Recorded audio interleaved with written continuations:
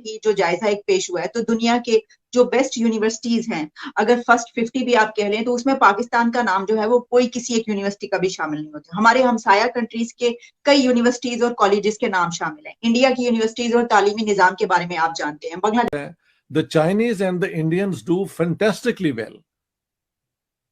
दो नेशंस हैं जो जहां भी जा रहे हैं दुनिया में वो कमाल ही कर देते हैं अपने अपने फील्ड पे, इंडियंस एंड चाइना। वो भी उन्होंने बात करते हैं तो बड़ी बुरी लगती है कि हमारे हमसाया मुल्क इंडिया के जो लोग हैं वो साइंस और टेक्नोलॉजी में तरक्की कर करके वो स्पेस मिशन और कहाँ का और उसके बाद पूरी दुनिया में वो टेक कंपनीज पर रूल कर रहे हैं।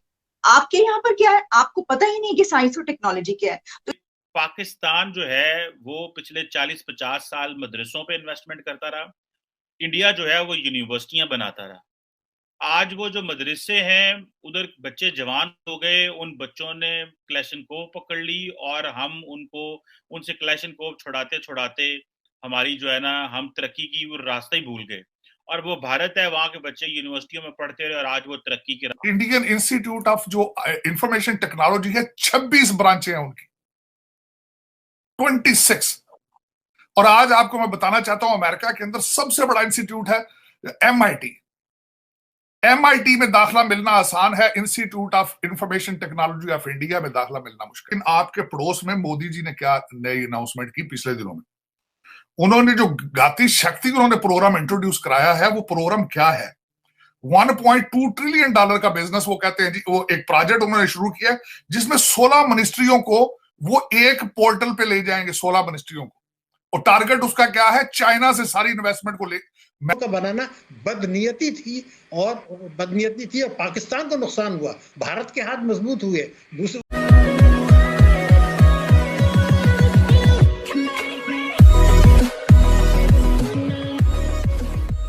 नमस्कार दोस्तों, अब यहाँ पर बात हो रही है इंडियन एजुकेशन सिस्टम की।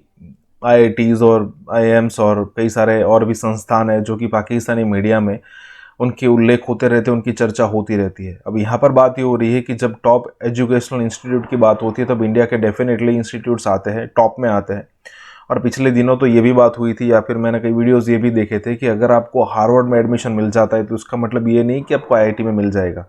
IIT is much more complicated and tough than Harvard to get the admission in particular stream. अब यहाँ पर बात ये हो रही है कि पाकिस्तान के कितने भी आप टॉप 100 भी लगा लीजिए पूरी दुनिया के, तब भी पाकिस्तान का कोई भी इंस्टीट्यूट यहाँ पर नहीं आता है टॉप में। हाँ, मदरसे आ सकते हैं लेकिन उसको तो यहाँ पर काउंट नहीं किया जाता ना। तो यहाँ पर इसी के बारे में चर्चा हो रही है एजुकेशनल संस्थानों के ऊपर, या फिर कह के एजुकेशन सिस्टम के ऊपर कि भाई कौन सा कंट्री कहाँ पर खड़ा है। इसी के साथ ये वीडियो शुरू करते हैं। बात करते हैं मदरसा छाप जो ज़हनियत है, जब आप उसको खत्म करने के लिए जब तक आप अपनी तालीमी मेयार बेहतर नहीं बढ़ाएंगे, आप लोगों को तक तालीम नहीं पहुंचाएंगे। यहाँ पर सर मसला ये है कि हम तो ऐसा लगता है कि ये जो तालीम का मामला है ना, इस पे आगे बढ़ने के बजाय हम पीछे की तरफ चलते चले जा रहे हैं मजीद। अभी ये हाल हो गया हमारी यूनिवर्सिटीज के हालात का और माहौल का भी।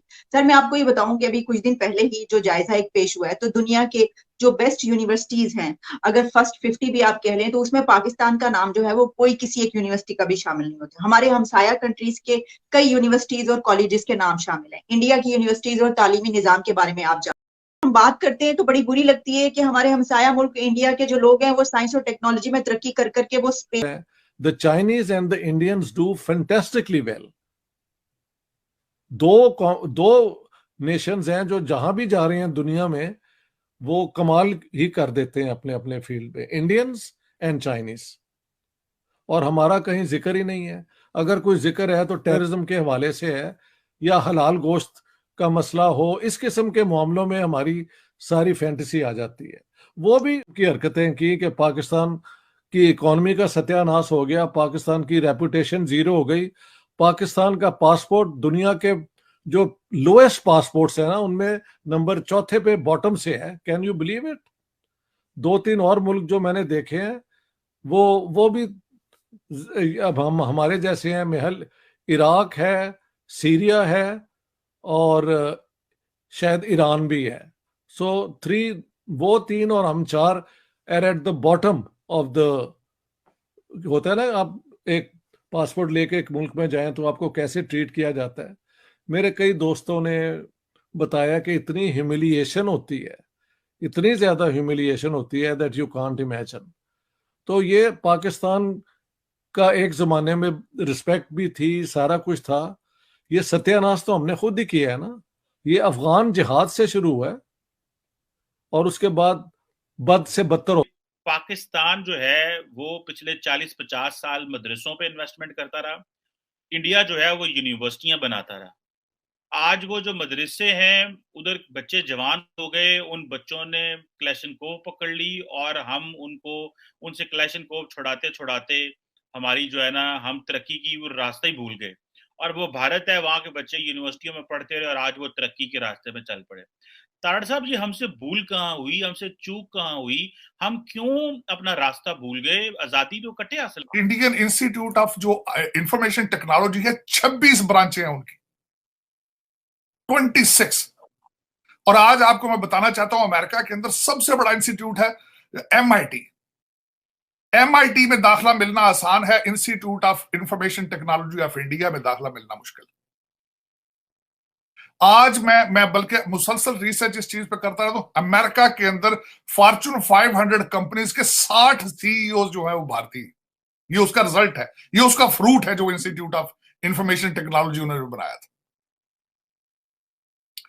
मेरा आप सोच, मैं सिर्फ थोड़ी चंद CEOs बताना चाहूंगा। Google, Microsoft, IBM, FedEx, Gap, Twitter, Starbucks, Barclay, Chanel, Gap, Nokia, Pepsi. और अब मैं दूसरी तरफ चलना चाहूंगा। मैं यहां पर यह जरूर बताना चाहूंगा, मेरी पाकिस्तान के साथ कोई पॉलिटिकल मेरी कोई एफिलिएशन नहीं है।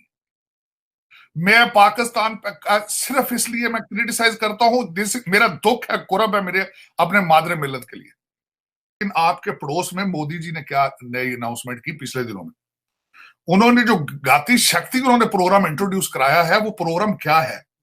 $1.2 ट्रिलियन का बिजनेस वो कहते हैं जी। वो एक प्रोजेक्ट उन्होंने शुरू किया जिसमें 16 मिनिस्ट्रियों को वो एक पोर्टल पे ले जाएंगे, 16 मिनिस्ट्रियों को।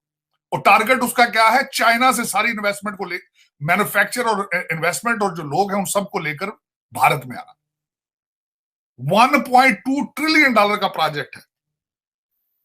1.2 ट्रिलियन का बनाना बदनीयती थी और पाकिस्तान को नुकसान हुआ। भारत के हाथ मजबूत हुए, दूसरे उन इदारों के मजबूत हुए जिन्होंने हमें ग्रे लिस्ट में रखा और उसमें तोसी करते रहे। हमें 1.5 साल पहले निकलना चाहिए था, लेकिन हम तो खुद अपने आप को चोर डाकू कह के अपने मुल्क को नुकसान पहुंचाया, अपनी मईशत को पहुंचाया, अपनी साख को पहुंचाया। मुताबिक पाकिस्तान को आगे ले जाने के लिए काम किया जाए। ये एक इतनी बड़ी जिम्मेदारी है जो सबके ऊपर आयद होती है और सबको मुश्तरका कोशिशें करके हालात को ठीक करना होगा, वरना खतरात और चैलेंजेस इस वक्त बहुत ज्यादा हैं। कि ये डिस्प्यूटेड टेरिटरी है, लेकिन क्या वो यहाँ नहीं थे भेज सकते इस तरह ही? अगर ये कोई इतना ही आसान मसला हो। और फिर बॉम्बे में अटैक हुआ, कई और जगह पे भी हुआ, यहाँ पे कई लोग बाहर से आके ट्रेनिंग लेके UK में, स्पेन में, मेरे ख्याल से जर्मनी में, USA में भी उन्होंने जाके एक्टिविटीज की हैं।